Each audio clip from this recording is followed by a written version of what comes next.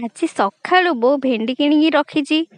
ଭାବିଲି ଆଜି ଭେଣ୍ଡିକୁ ମସଲା ପୁର ଦେଇକି ଭାଜିବି ଆଉ ପଖାଳ କଂସାଏ ଖାଇବି।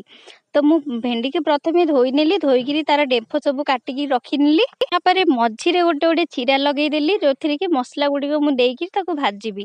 ତ ମସଲାରେ ମୁଁ ଏଡ୍ କଲି ଲଙ୍କା ଗୁଣ୍ଡ, ହଳଦୀ ଗୁଣ୍ଡ, ଧନିଆ ଗୁଣ୍ଡ ଆଉ ମସଲା ଗୁଣ୍ଡ ଆଉ ଲୁଣ ପକେଇକିରି ମସଲାକୁ ଭଲ ଭାବରେ ପାଣି ଟିକେ ପକେଇକିରି ମିକ୍ସ କରିଦେଲି।